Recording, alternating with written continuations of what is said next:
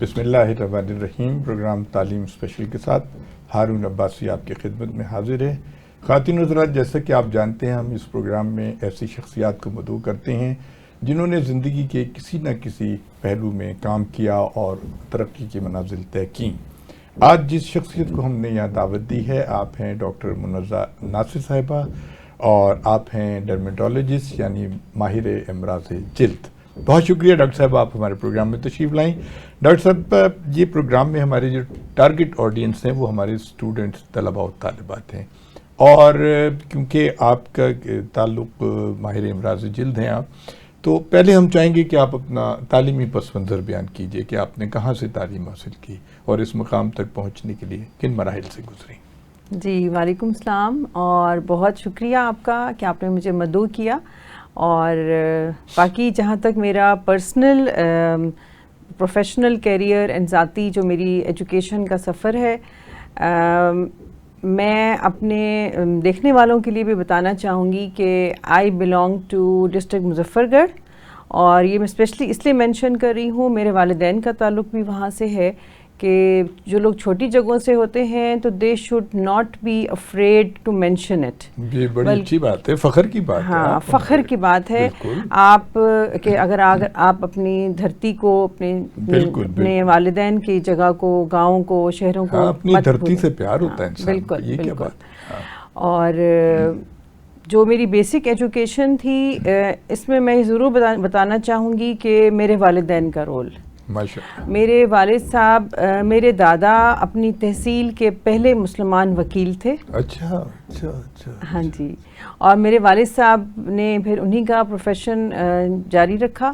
اور انہوں نے سپریم کورٹ کے لیے بھی کام کیا.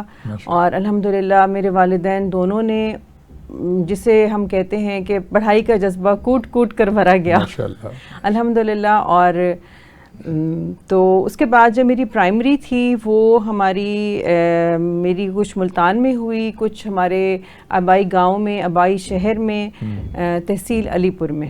اچھا. ہاں جی. اور میں نے میٹرک جو ہے وہ آدھا سمجھ لیں کہ پرائمری تک میں ملتان تھی. پھر میرے والد صاحب میٹرک کے لیے مجھے ملتان سے پھر علی پور لے گئے، اور میں نے وہاں سے میٹرک کیا. جی ماشاءاللہ. الحمدللہ. اور اس عرصے میں ایک بات میں آپ کو اور بھی بتانا چاہوں گی، یہ میں اس لیے بتا رہی ہوں کہ انسان کو اپنی اصلیت کبھی نہیں بھولنی چاہیے. بالکل صحیح. اور یہ چیز بلکہ آپ کو زندگی میں آگے بڑا کام دیتی ہے. بالکل دیتی ہے. اور تو وہاں پہ جب ہم گئے تو میرے والد صاحب نے مجھے کہا کہ تم نے پرائمری میں وظیفے کا امتحان دینا ہے. اور وظیفے کے امتحان کے لیے انہوں نے جس اسکول میں مجھے داخل کیا تو وہاں کرسیاں نہیں تھیں، ٹاٹ تھے.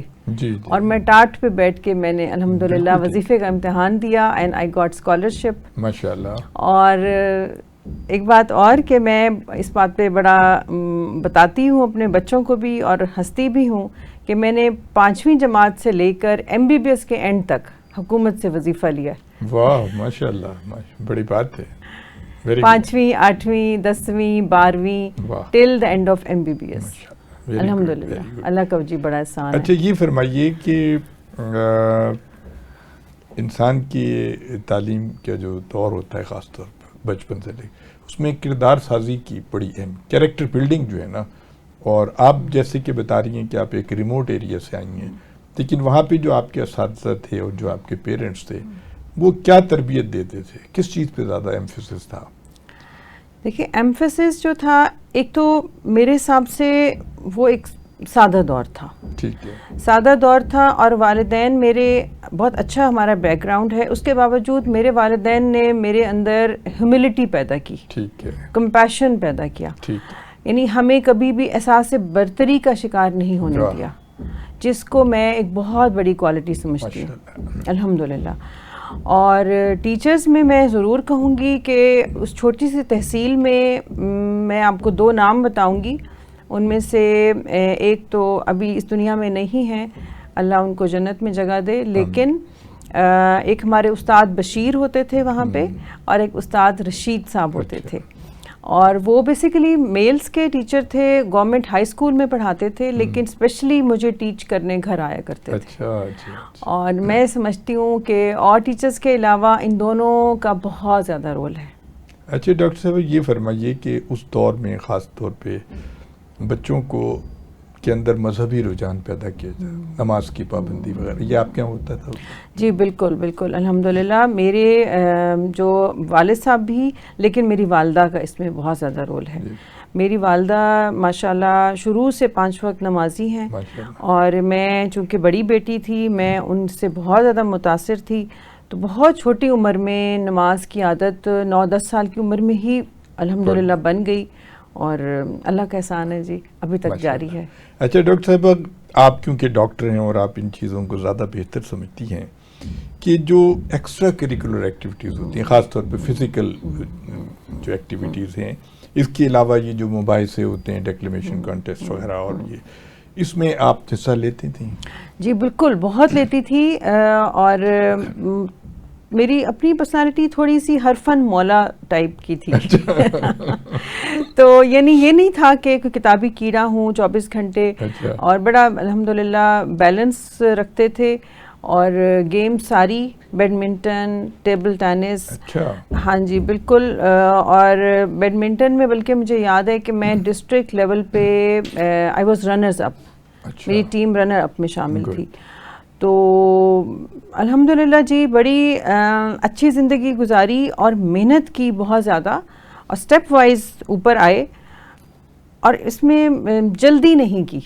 جی ٹھیک ہے, جس سٹیپ پہ جہاں پہ ہیں اسی دن کو جیا, اور بہت اچھی طرح سے جیا. اچھا یہ فرمائیے کہ منزہ کہ اس زمانے میں کتب بینی یعنی کتابیں پڑھنے کا اپنے کورس کے علاوہ بچوں میں بڑا ذوق ہوتا تھا, اور اسکولوں میں کالجوں میں لائبریریز ہوتی تھیں, کیا آپ بھی اس بالکل جی, کتابیں تو بہت ہی پڑھی, تو یعنی لٹریچر کا بہت شوق تھا. بلکہ آپ کو میں ایک انٹرسٹنگ بات بتاؤں کہ لٹریچر میرے جب میں نے ایف ایس سی میں آپ جب کالج میں آتے ہیں تو یوزلی وہیں پہ بچے ڈیسائیڈ کرتے ہیں کہ انہوں نے کس طرف جانا ہے. تو جب میں نے ایف ایس سی کا امتحان دیا تو میں نے اپنے والد صاحب سے بولا کہ اگر میرا میرٹ نہ آیا تو میں ماسٹرز ان انگلش کروں گی, لٹریچر.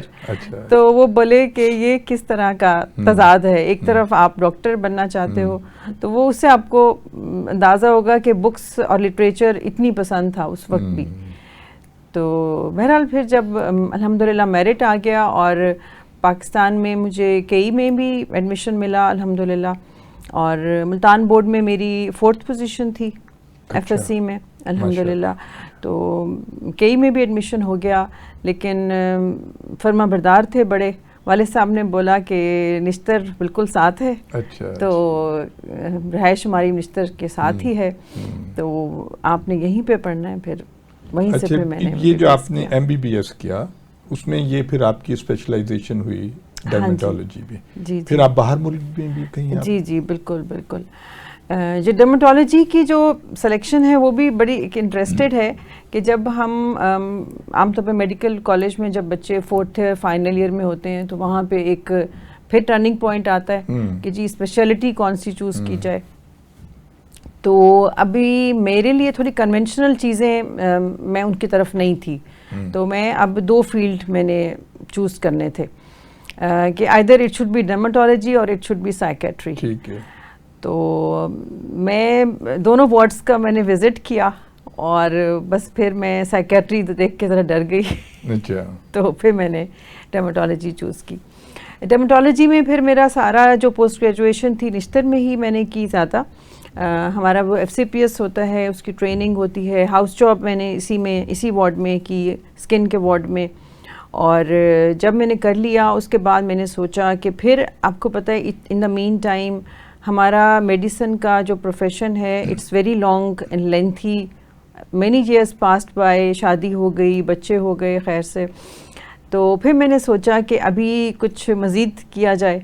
تو اس وقت تک ایستھیٹکس آ چکا تھا, اس سے پہلے ایستھیٹکس کا نام کوئی خاص نہیں جانتا تھا. اور ایستھیٹکس میں پتہ لگا, پھر میں نے ریسرچ کی تو پتہ لگا کہ جی انٹرنیشنل ہیں کچھ ادارے جو بہت اچھے اس میں وہ دے رہے ہیں پھر میں نے جی 2017 میں American academy of aesthetic medicine, پھر میں نے ان کو جوائن کیا.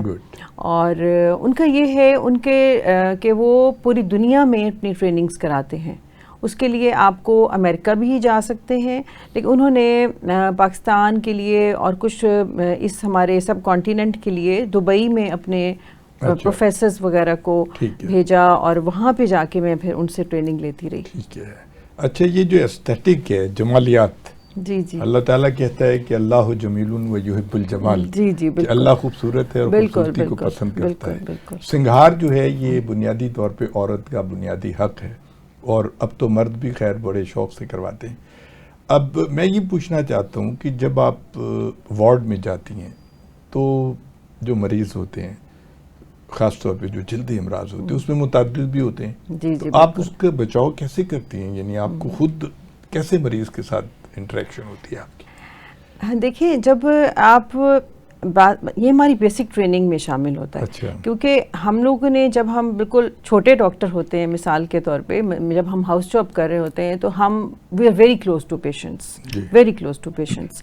اور میرے حساب سے، اس حساب سے آپ کہیں تو ڈاکٹر کو اپنی صحت کا خیال رکھنا آ جاتا ہے خود بخود، کیونکہ it's a part of our training. دوسری بات یہ کہ ہمارا جو جلد کا کام ہے، ہم گلوز کے بغیر تو بالکل، یعنی اور خاص طور پہ ہمیں دیکھ کر یہ اندازہ ہو جاتا ہے کہ یہ انفیکشس ڈیزیز ہے یا نان انفیکشس ہے. یوزلی فاصلہ بھی رکھتے ہیں لیکن گلوز کا استعمال ضرور کرتے ہیں. ہاں جی بالکل، اور ماسک بھی پہنتے ہیں ضرور، خاص طور پہ کیونکہ ہمیں نا دور سے بھی پتہ لگ جاتا ہے کہ یہ عام طور پر، ناٹ آلویز لیکن یوزلی ہمیں اندازہ ہو جاتا ہے کہ بیماری متعدی ہے یا نہیں ہے. اگر ذرا بھی ڈاؤٹ ہے تو گلوز اور اس کے بغیر، ماسک کے بغیر تو ہم معائنہ نہیں کرتے، بالکل نہیں کرتے. اچھا، یہ جو آپ ایستھیٹک کے بارے میں تھوڑا سا ہمارے اسٹوڈنٹس کو، خاص طور پہ آج کل ہماری جو بچیاں ہیں وہ بہت فیشن کرتی ہیں، بہت میک اپ کرتی ہیں، اور غیر معیاری جو ہیں کریمیں لگا کے اپنی جلدوں کو، اس پہ ذرا بتائیے ایستھیٹک کے تھوڑی سی ڈیٹیل بتائیے. جی جی جی بالکل. بیسیکلی ایستھیٹکس دیکھیں، ایستھیٹک مینز، ایستھیٹک کا عام مطلب ہے خوبصورتی، جی، خوبصورتی، جمالیات. ابھی کسی کا اپنے آپ کا خیال کرنا، اپنی جمالیات کا خیال کرنا مرد عورت دونوں کا حق ہے، اس میں کوئی شک نہیں. لیکن بات یہ ہے کہ اس میں آپ اگر غیر معیاری پروڈکٹس پہ جائیں گے یا آسان رستے پہ جائیں گے تو میں اس میں دو طرح سے باتیں کروں گی، ایک مریض کے حوالے سے، ایک ڈاکٹر کے حوالے سے. یعنی مریض جو ہیں ان کا جو سب سے زیادہ جو مسئلہ ہے، اور خاص طور پہ خواتین کا، کہ وہ کسی چھوٹی سی دکان سے، کسی چھوٹے سے پارلر سے، کسی ایسے بندے سے جو کہ صرف اور صرف کاسمیٹکس کی شاپ چلا رہا ہے. میرے پاس ایسے پیشنٹ بھی آ چکے ہیں جو کاسمیٹک کی شاپ پہ لڑکوں سے کریمیں خریدتی ہیں جو کہ وہ خود بناتا ہے اور وہ لگاتی ہیں، اور پھر اسکن تباہ کر کے ہمارے وہ کیمیکلز وغیرہ ملا دیتے ہیں. ہاں جی، اس میں اسٹیرائڈ مکس کرتے ہیں وہ لوگ، اور بڑی فارمیسی کی دوائیاں پیس کے باقاعدہ اس میں شامل کرتے ہیں. اس میں ابھی جب ہم ایز اے ڈاکٹر دیکھتے ہیں تو ہم حیران ہو جاتے ہیں کہ ان کے فارمولاز میں ایسی میڈیسنز ہوتی ہیں، مطلب مجھے کسی نے بتایا ڈسپرین کوٹ کے ڈالی ہوئی ہے. اچھا جی، کسی نے بتایا فلیجل کوٹ کے ڈالی ہوئی ہے. تو مطلب دیٹ از انبیلیویبل کہ آپ ایسا کیوں کریں گے. اور دوسری بات یہ کہ میں اب برانڈز کے نام نہیں لوں گی، لیکن جو بہت ساری بیوٹی کریمز ہیں اور جن کے ایڈورٹیزمنٹ پہ لاکھوں کروڑوں خرچ ہو رہے ہیں اور عوام دیکھتی ہے اور پھر ان کو خریدتی ہے، اور اس کے بعد ایک اور کام کرتے ہیں کہ اب 6 بیوٹی پروڈکٹس ہیں جو کہ سب سٹینڈرڈ ہیں، ان سب کو مکس کر کے منہ پہ لگا دیتی ہیں. پھر ڈاکٹر صاحب ایک اور بات ہے کہ کیونکہ سوشل میڈیا کا دور ہے، ایڈورٹیزمنٹ کا دور ہے، اب ہماری جو سیلیبریٹیز ہیں، بڑی ایکٹریسز ہیں، بڑے لوگ ہیں، وہ آتے ہیں اور وہ اس کا کرتے ہیں، تشہیر کرتی ہیں، حالانکہ وہ خود یہ استعمال نہیں کرتی ہیں. وہ 50 لاکھ روپیہ لے لیتی ہیں ایک اشتہار کے. یہ بھی تو ایک دھوکہ ہے نا سراسر. جی بالکل. جی دیکھیں، یہ ایک ہیومن بیسک ایتھکس میں آتا ہے. جی اب اس کو ہم دیکھیں، اس کو ویسے تو ظاہر ہے کہ FDA ہے اور ہماری جو اتھارٹیز ہیں، دے شوڈ بی نوٹسنگ، ان کو نوٹس کرنا چاہیے. اور باقی سیلیبریٹیز اور ٹک ٹاکرز اینڈ بلاگرز ان کو بھی میں یہ کہنا چاہوں گی کہ ہر کوئی اپنے اپنے گریبان میں جھانکے کہ آپ یہ جس کریم کو کیا آپ خود یا اپنے گھر والوں کو یہ لگائیں گی. اگر آپ کو لگتا ہے کہ یہ آپ کے لیے سوٹیبل ہے پھر تو آپ عوام کو بیوقوف بنائیں. ٹھیک بات ہے. میں نے ایک واقعہ پڑھا تھا ڈاکٹر صاحبہ کہ ایک بہت مشہور برانڈ ہے دوا اسکن کی ہے, وہ پکڑی گئی تھی اور اس میں یعنی کہ لیبارٹری میں جب اس کا وہ کیا گیا تو پتہ چلا کہ یہ تو بہت ہی خطرناک کینسر تک ہو سکتا ہے اس سے. لیکن ہوا یہ کہ وہ پھر گورنمنٹ نے کہا نہیں سے اس کی امپورٹ جاری رکھی جائے کیونکہ یہ لوگ ہمیں سب سے زیادہ ٹیکس دیتے ہیں. تو یہ حالات ہیں. بس دیکھیں, یہ میں ایک بات کہوں گی, یہ بھی ہماری پہلے بھی بات ہو رہی تھی. دیکھیں جب ایک سوسائٹی ڈیٹیریٹ کرتی ہے تو اس میں یہ سب چیزیں شامل ہیں. یہ دیکھیں نا, یہ اوور آل ایک ہمارے قوانین, ہمارا تمام محکمہ جات, اس میں تو بہت لمبی ڈسکشن ہے. لیکن انڈیویجول لیول پہ البتہ میں ضرور کہوں گی کہ آپ جب کچھ کرنے لگیں ایسا تو ضرور سوچیں. ان میں سے کچھ پروڈکٹ سے کینسر بھی ہو جاتا ہے اسکن کی, مرکری اور اس طرح کی ایلیمنٹس ہیں جو کہ دھاتیں ہوتی ہیں وہ بھی شامل ہوتی ہیں ان کے اندر, ان کریمز میں, اور اسکن کینسر کے چانسز بھی ہیں. بالکل. تو بہت کیئرفل رہنا چاہیے. اور یہی کہہ سکتے ہیں, میں نے پہلے بھی ایک دو پروگرامز کیے اور ان میں یہی بات بار بار ہم بتاتے ہیں, اپنے پیشنٹس کو بھی میں بتاتی ہوں. اور وہ جو ڈیمیج لے کر آتے ہیں مریض, اس کو ٹھیک کرنے کے لیے ہم جتنی بھی محنت کریں, جتنی بھی لیزر مشین یوز کریں, ہمیں سال لگ جاتے ہیں. پھر بھی وہ 30 سے 40% تک امپروو ہوتا ہے. اچھا, تو یہ جو ہوتا ہے پلاسٹک سرجری وغیرہ بھی ہوتی ہے, جی تو اس سے بھی آپ کا کوئی تعلق ہے؟ نہیں, میں basically I am a dermatologist. ہم ڈرماٹولوجسٹ جو ہوتے ہیں ہمارا میڈیسن سے زیادہ تعلق ہوتا ہے. ٹھیک ہے. ہاں, لیکن جب ایستھیٹکس اس کے اندر مرج ہو گئی تو اس کے بعد ہم لوگ اس کے اندر ابھی اس میں جو پلاسٹک سرجنز ہیں that is a different field. لیکن ابھی وقت کے ساتھ پچھلے ایک دو ڈیکیڈز میں آئی ووڈ سے کہ 10-20 سالوں کے اندر ان دونوں کا کافی مرج ہو چکا ہے. بالکل, کافی مرجنگ ہو گئی ہے. پہلے ایک زمانے میں they were totally segregated, لیکن ابھی مرجر ہو چکا ہے. لیکن personally I like to be more of a physician. جی ٹھیک ہے. خواتین حضرات, آپ ڈاکٹر منزہ ناظر صاحبہ کی گفتگو سن رہے ہیں. ایک وقفے کے بعد دوبارہ حاضر ہوتے ہیں. جی خواتین حضرات, آپ ڈاکٹر منزہ ناصر صاحبہ کی گفتگو سن رہی ہیں. ماہر امراض جلد ہیں. ڈاکٹر صاحبہ یہ فرمائیے کہ ہمارے ہاں آج کل, کیونکہ آپ کا بھی دیہات کا بیک گراؤنڈ ہے اور آپ نے خود اپنی آنکھوں سے دیکھا ہوگا کہ ہمارے ہاں سبزیاں اور پھل اور سب چیزوں کے اوپر جو ہے کیڑے مار ادویات چھڑکی جاتی ہیں. وہاں ہم نے دیکھا کہ ان میں اندھا پن بھی بڑھ رہا ہے وہاں پہ, کیونکہ وہ پراپرلی یعنی کہ پریکاشنری میجرز تو کرتے ہی نہیں ہیں. ایسے ہی کپڑا لپیٹا اور اسپرے کرنا شروع کر دیا.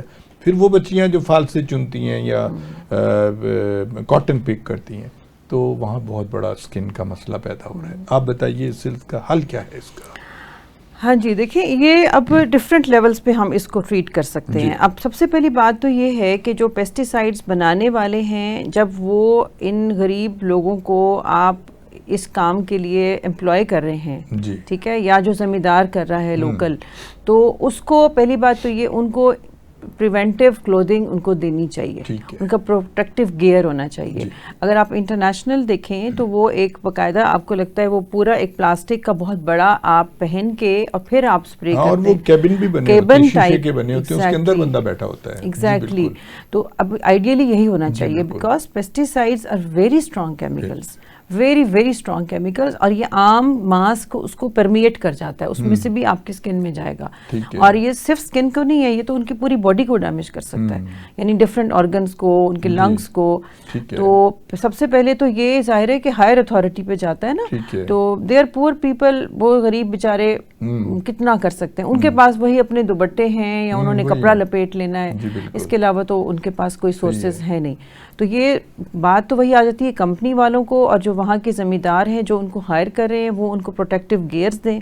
ٹھیک ہے, سب سے پہلے جیسے ہم ہر بیماری میں کہتے ہیں کہ prevention is the key, and prevention is better than the cure. Of course سب سے پہلے تو پریونشن پراپر ہونی چاہیے, اور پریونشن کے بعد پھر اگر ان کو ایسا مسئلہ آ جاتا ہے ان لوگوں کو, تو بات یہ ہے کہ بیسک ہیلتھ یونٹس میں ہر جگہ پہ ڈاکٹرز کو اگر آپ بیسیکلی اگر آپ سمپل MBBS پہ بٹھا رہے ہیں ان کو تھوڑا بہت اس کے بارے میں ٹریننگ دی جائے کہ اگر ایسا مریض آتا ہے پیسٹی سائڈس کا جو لوکل آپ کا ایگریکلچر میں کام کر رہا ہے تو اس کو کیسے ٹریٹ کرنا ہے. ٹھیک ہے. اور تیسرا میں یہ کہوں گی کہ ابھی اگر ان میں سے کوئی ایسے لوگ سن رہے ہیں جو کہ اس سے کنسرنڈ اتھارٹیز ہیں یا وہ لوگ جو خود فیلڈ میں کام کر رہے ہیں تو ان کو چاہیے کہ آپ کو اگر ایسا کچھ ہوا ہے تو فوری طور پہ آپ رجوع کریں. ٹھیک ہے. اور گھر میں بیٹھ کے آپ دیسی ٹوٹکے استعمال کرتے ہیں, ہوتا کیا ہے کہ یہ بڑے اسٹرانگ کیمیکلز ہوتے ہیں. آپ نے ملتانی مٹی لگا لی, آپ نے لیمن لگا لیا, آپ نے لوکل اپنی جڑی بوٹیاں لگا لی, تو الٹا وہ آپس میں ان کا ریئیکشن ہو جاتا ہے اور وہ لینے کے دینے پڑ سکتے ہیں. اچھا یہ فرمائیں ڈاکٹر صاحبہ کہ جو ہم سبزیاں اور پھل استعمال کرتے ہیں پیسٹی سائڈ کا اثرات اس پہ کب تک ہوتے ہیں, یعنی گھر میں ہم آپ کو کس حد تک دھونا چاہیے یا کیا کرنا چاہیے؟ میرے خیال میں جی پیسٹی سائڈس کے اثرات تو بہت عرصے تک رہتے ہیں. ایگزیکٹ ڈیوریشن میں آپ کو نہیں بتا سکتی, لیکن جب تک ہم اس کو کھاتے ہیں وہ ہمارے اندر جاتا ضرور ہے. ضرور جاتا ہے, ضرور جاتا ہے, یہ ہم نہیں کہہ سکتے. یہ تو آپ کو پتہ ہے کہ اس لیے تو دنیا بھر میں جو ہے نا یہ تھوڑا سا ہمارا, لیکن یہ جو آرگینک فارمنگ کا ایک کانسیپٹ آیا ہے دنیا میں, بیسیکلی وہ یہیں سے آیا ہے کہ وہاں پہ پیسٹی سائڈ یوز ہی نہیں کرنے. آرگینک فارمنگ پھر that is a different field. لیکن میں یہ واٹ آئی بلیو کہ پیسٹی سائڈز ایک دفعہ آپ کے جب آپ نے اتنے زیادہ سپریز کیے ہیں تو وہ تو آپ کی ہر سبزی ہر فروٹ پہ ہے.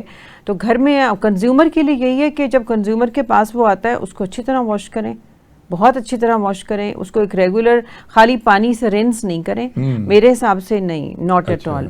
ہاں جی, پانی سے رنس نہیں کریں. پرسنلی وٹ آئی ڈو میں آپ کو بتا دیتی ہوں. مثال کے طور پہ سیب ہیں, یا آپ پانی کا بڑا ایک باؤل لیں, ٹھیک ہے, اس میں نمک اور ونیگر ڈالیں اور پھر اس میں سبزی یا فروٹ دھوئیں. پرسنلی میں اپنے گھر میں یہ چیز بہت زیادہ کرتی ہوں اور اس سے بہت فرق پڑتا ہے. کیونکہ جو نمک ہے اور ونیگر ہے, یہ دو چیزیں, سرکہ اور نمک, یہ جراثیم کش ہیں نمبر ایک. نمبر دو, ان میں یہ کوالٹی قدرت نے رکھی ہے کہ یہ بیڈ ٹاکسنز کو باہر نکال لیتے ہیں.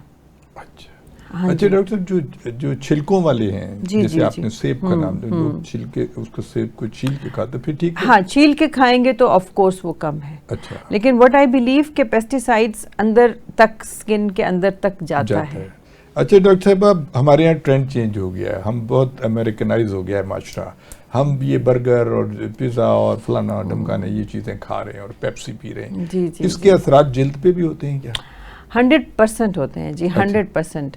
برادر آئی وڈ سے 200%. اچھا, میرے پاس سے بہت بچے آتے ہیں اور وہ ان کی ایکنی سے بھرے ہوئے چہرے ہوتے ہیں ٹین ایجرز میں, اور جس کے زیادہ ہوتے ہیں ان سے میں ضرور پوچھتی ہوں کہ اچھا جی آپ کے فوڈ پیٹرن کیا ہے, کیا کھا رہے ہو.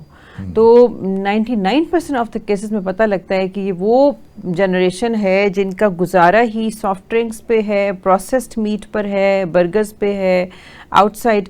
پروسیسڈ میٹ کا مطلب یہ ہے, دیکھیں ہم ایک لحاظ سے اگر ہم ایک تھرڈ ورلڈ کنٹری ہیں, ہمارا جو گوشت ہے وہ پروسیس اس طرح نہیں ہوتا.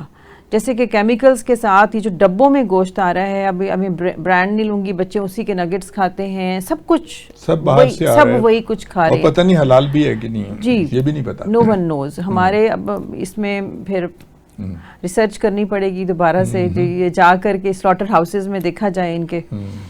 بہرحال تو میں جب ان کی فوڈ چینج کراتی ہوں, آپ بلیو می 50% رول میڈیسن کا ہوتا ہے, 50% ان کے لائف سٹائل چینج کا ہوتا ہے. لائف سٹائل چینج میں 45% فوڈ ہے. اچھا یہ بتائیے ڈاکٹر صاحب کہ جو بیلنسڈ ڈائٹ ہے, خوراک ہے, اب جیسے ہمارے بچے دالیں کھانے کو تیار نہیں ہیں, وہ سبزیاں کھانے کو تیار نہیں ہیں, تو یہ ٹرینڈ کیسے, مطلب ماں باپ کیسے ان کو کنونس کریں کہ بھئی دال بھی کھانی چاہیے؟ اس کو دیکھ کے بچہ صرف چکن جو ہے روسٹ کھا رہا ہے اور کھا رہا ہے. ہاں جی, یہ تو جی مجھے لگتا ہے کہ کافی زیادہ امپاسبل ہو گیا آج کل. جی بالکل امپاسبل. اس کی وجہ یہ ہے کہ ہم جتنے بھی پڑھے لکھے ہیں, اور ایک بات آتی ہے کہ سیٹ دا ایگزامپل.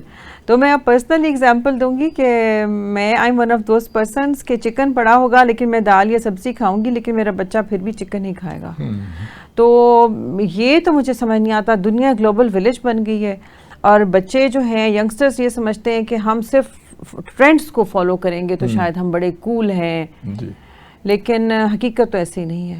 اچھا یہ جو چکن ہمارے یہاں کا ہے، باہر کا تو چلو پروسیس ہے جیسے کہ آپ کہہ رہی ہیں، یہاں پہ بھی جو چکن کو جو خوراک دی جاتی ہے نا وہ مردار اس کی بھی وہ ڈال دیتے ہیں ساری چیزیں، یہ بھی ایک بڑی نقصان دہ. اچھا یہ فرمائیے کہ آپ نے کووڈ کے زمانے میں بھی کام کیا. ہاں جی بالکل جی الحمدللہ. کووڈ کا ایسا ٹائم تھا 1-2 سال کا جس میں پراپر لاک ڈاؤن ہوا جی، لیکن میرے خیال میں ہم لوگوں کو کچھ ورکولک بننے کی عادت بھی ہوتی ہے، اور میرے خیال میں یہی چیز ہے دیٹ کیپس اس گوئنگ. تو 2 باتیں میں نے اس میں کی کہ تھوڑا سا شٹ ڈاؤن کے بعد پھر پراپر ہم اپنے گیئر کے ساتھ، پورے پروٹیکٹیو گیئر کے ساتھ ہی ہم نے مریضوں کو بالکل اسی طرح سے ٹریٹ کرنا شروع کر دیا. اور تھوڑا سا مجھے سماجی خدمت کا کیڑا بھی ہے، تو بس پھر ہم نے اس پہ بھی کام کیا. اور میں یہ سمجھتی ہوں انسان وہ بہتر ہے جو ہر حالات میں جینا سیکھ جائے. ٹھیک ہے. تو چاہے کووڈ ہے، چاہے زلزلہ ہے، چاہے سیلاب ہے، آپ کو اگر آپ کام نہیں کر رہے، اپنے لیے نہیں کر رہے، اپنے ارد گرد کے لوگوں کے لیے نہیں کر رہے، تو پھر آپ کا نالج کس کام کا. ٹھیک بات ہے. آپ نے ڈاکٹر صاحبہ لائف سٹائل کی بات کی ہے.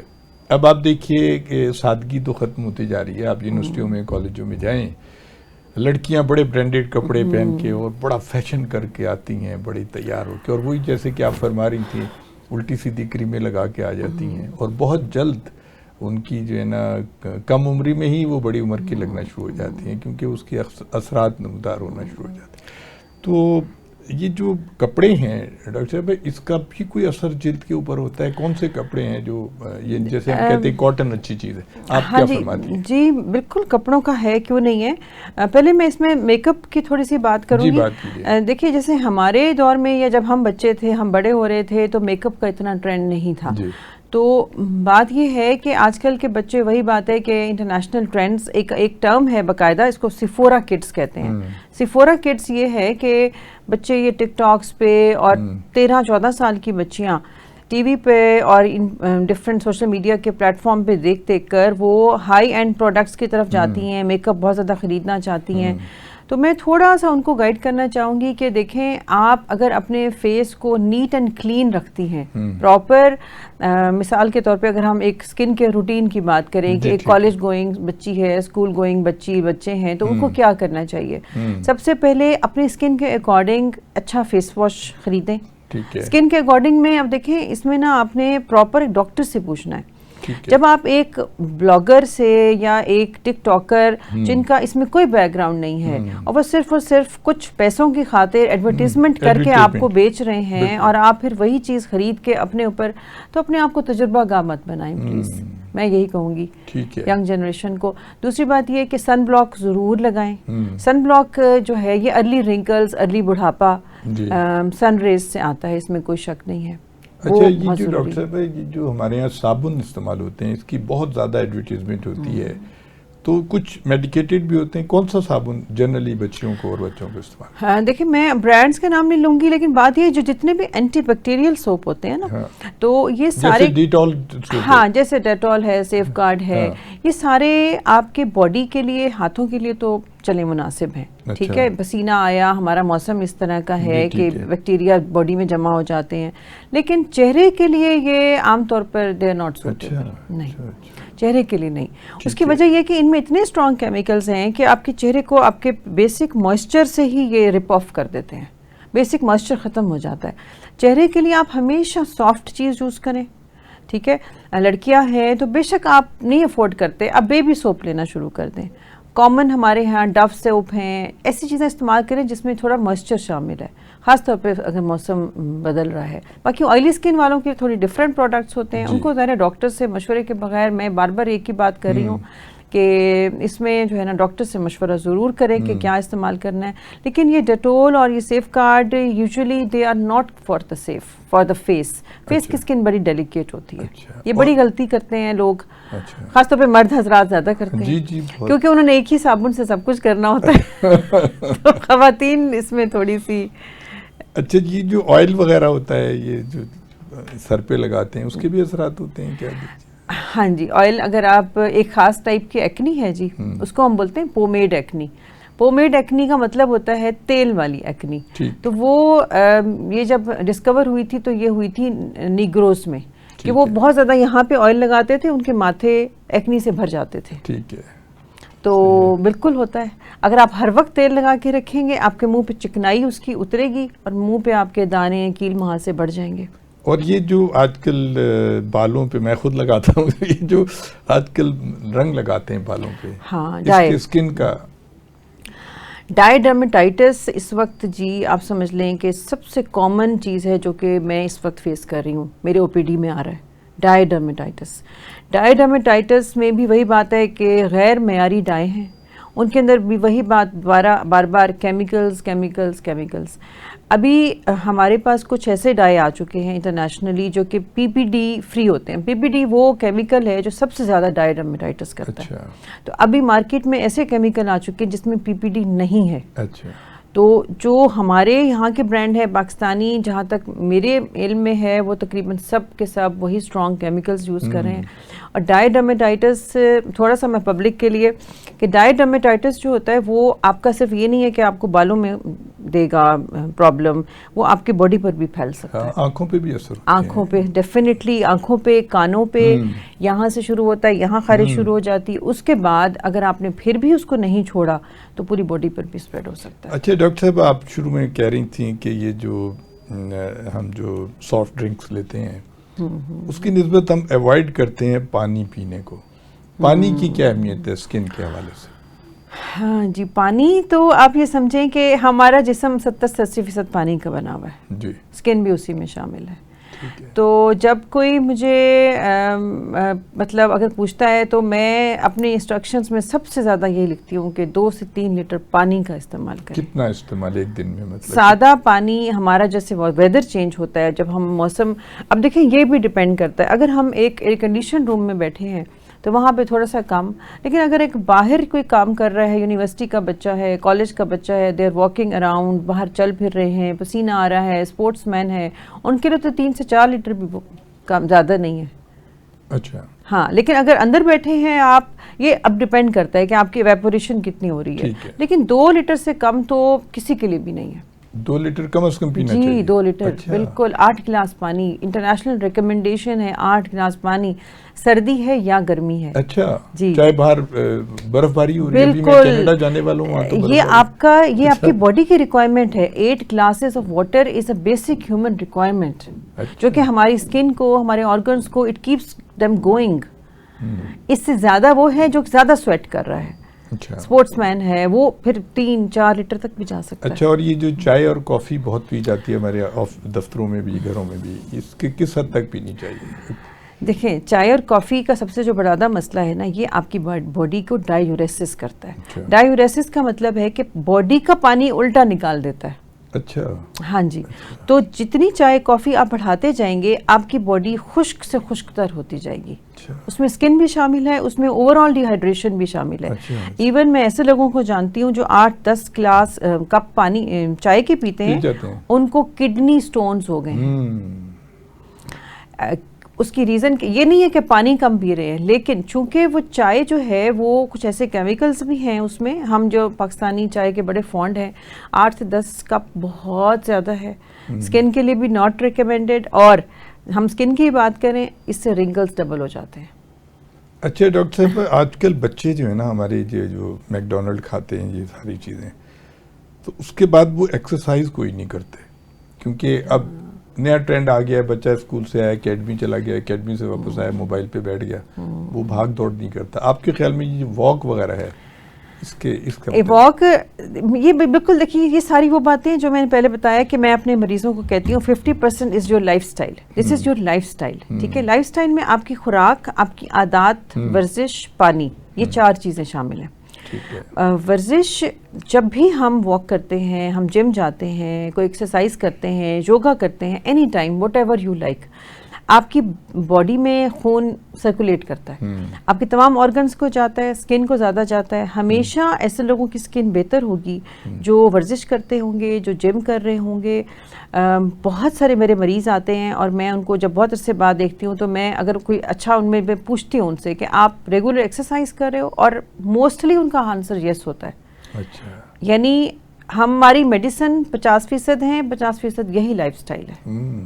It's is so important. ٹھیک ہے. اچھا ڈاکٹر صاحبہ، کیونکہ وقت ختم ہو رہا ہے، ہم چاہیں گے کہ آپ ہمارے طلباء و طالبات کو خاص طور پہ اسکن کے حوالے سے کچھ آپ ان کو میسج دینا چاہیں تو. جی ضرور. اچھا، میں 2 میسج دینا چاہوں گی. ایک تو میسج میرا ایک جنرل ہے اپنی ینگ جنریشن یوتھ کے لیے کہ زندگی میں ہمیشہ 2 باتیں یاد رکھیے گا. 2 لفظ ہیں، ان کو آپ نے پڑھنا بھی ہے، سمجھنا بھی ہے. ایک ہے کنسسٹنسی اور ایک ہے گرٹ. کنسسٹنسی لگاتار کوشش ہے، گرٹ آپ کا حوصلہ ہے. تو زندگی میں شارٹ کٹس کے بجائے ان 2 لفظوں کو یاد رکھیں، نمبر 1. اور اسکن کے لیے میں یہی کہوں گی کہ اچھا سوچیں اور اچھی عادتیں اپنائیں، تو انشاءاللہ اسکن بھی اچھی رہے گی. بہت شکریہ. خواتین و حضرات، آپ ڈاکٹر منزہ ناصر صاحبہ کی گفتگو سن رہے تھے. ماہر امراض جلد نے بہت انفارمیٹیو باتیں کی ہیں اور بہت سی گائیڈنس ہمیں یقین ہے کہ بچوں کو ملی ہوں گی. بہت شکریہ ڈاکٹر صاحب، آپ پروگرام میں تشریف لائیں. پروگرام کا وقت ختم ہوتا ہے. ہارون عباسی کو اجازت دیجیے گا. اللہ حافظ.